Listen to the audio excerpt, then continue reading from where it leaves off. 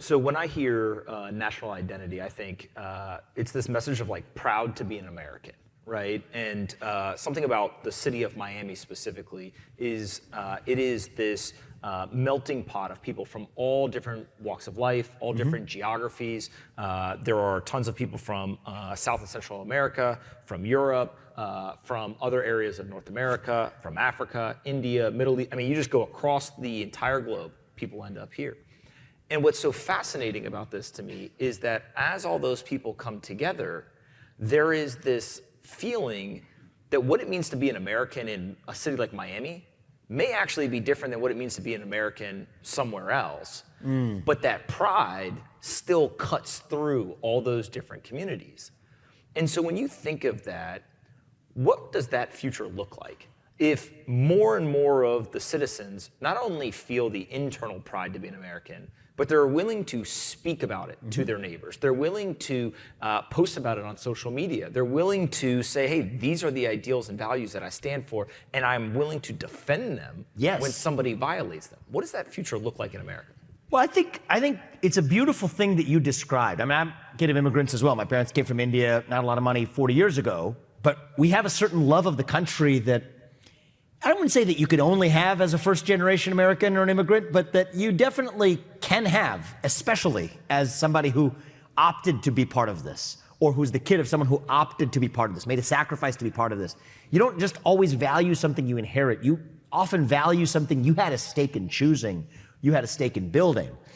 But I think our diversity is only beautiful if it is against the backdrop of something greater that unifies us across that diversity. Right? Without that, I'm looking across the audience here. Okay, well, we've got a lot of shades of melanin. That's great. Who cares if we're just a bunch of different looking four-legged or two-legged higher mammals roaming a common geographic space, doing what our iPhones tell us to do on a given day? Sometimes I wake up, that's what America looks like to me. And we're celebrating diversity as our strength. I think the whole thesis of my candidacy is that diversity, I will say this out loud, it deserves to be said, diversity is not our strength. Our strength is what unifies us across our diversity. What unifies across our diversity in this country is the ideals that we share. It goes to our humanity, because what makes us different than four-legged beasts or even two-legged ones that roam a geographic space is that we can believe in an ideal. That's what makes us human beings. So it gives us our humanity. And the thing that makes American identity so beautiful is it's tied to the essence of what makes us human beings themselves, worthy of respect. And so what does that world look like? It looks like one in which you see that commonality first before you see the difference in the shade of your melanin content. My last book, actually, The Nation of Victims, it's just a side story, just reminded me of as we were talking now. Septimius Severus, actually, he wasn't a great Roman emperor, but he was a Roman emperor nonetheless. He happened to have dark skin, okay? And so some streaming network, I don't know if it was HBO or whoever it was, some one of these streaming networks, a couple of years ago or a decade ago, creates a show celebrating him as the Black Emperor.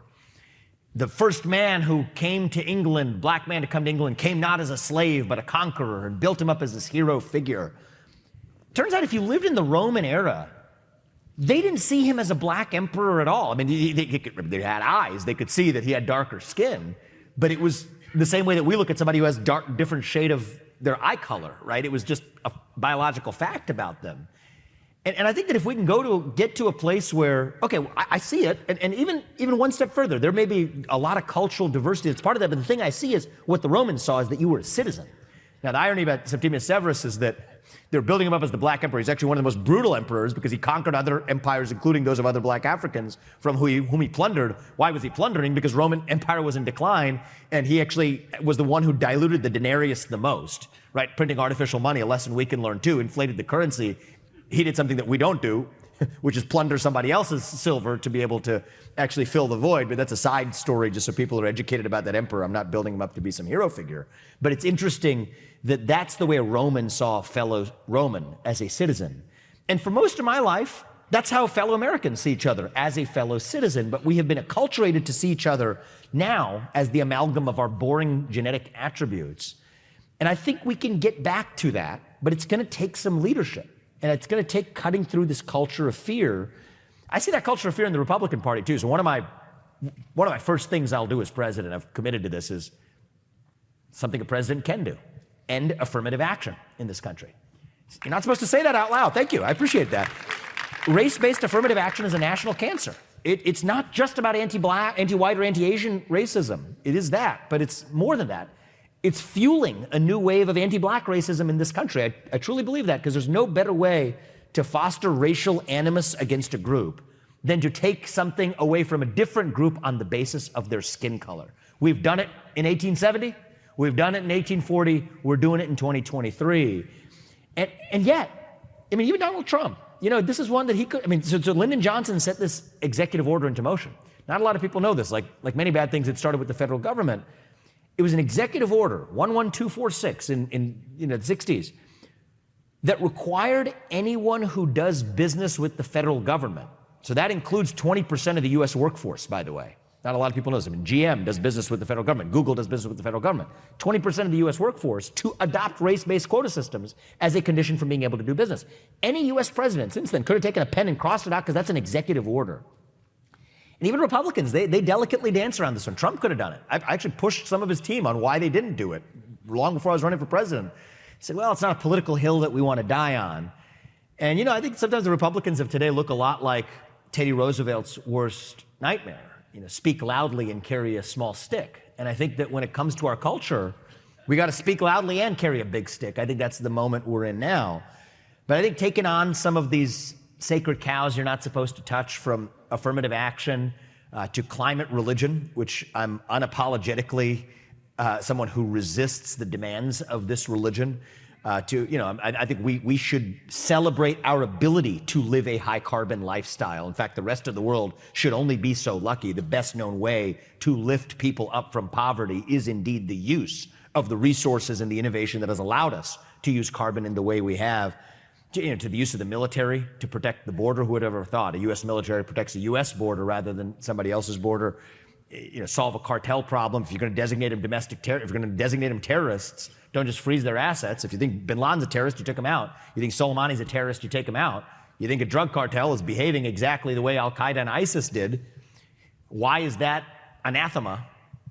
It is to the modern defense establishment, but I don't understand why it is. And the more I've studied, the more convinced I've become that these are things that we ought to be doing. These aren't even partisan ideas, though. I just came from CPAC, and I will tell you, they were eating it up. You guys are very polite. They were rambunctious last night, but the conservatives like it. But I think these are not fundamentally partisan ideas. I think most independents, and I think many Democrats, increasingly quietly, but nonetheless agree. They'll agree more quietly behind closed doors. But I think if we are able to tear down the illusion of division, and I do think it's an illusion created by those who profit from it, either in actual dollar terms or in political terms, then I think we rediscover that reality, that future world that we talked about, where we see one another as fellow citizens who share a commitment to a set of ideals. It's not some distant future. It's just right here, sitting in front of us. We just have to open our eyes and see it. And I'm hoping over the next year and a half, and then the next 48 years after that, that's going to be my small role in driving something of a cultural revival in this country. When I think of proud to be an American, it signifies to me you can be proud of a lot of things. You can be proud of your family, where you work, the community you're in, various social groups you're in, etc. But being proud doesn't necessarily make you immune to critiquing those groups as well. Sure. And so you can be proud of something. Let's say you're on a sports team, but you also have to critique yourself, because that's the only way you can get better.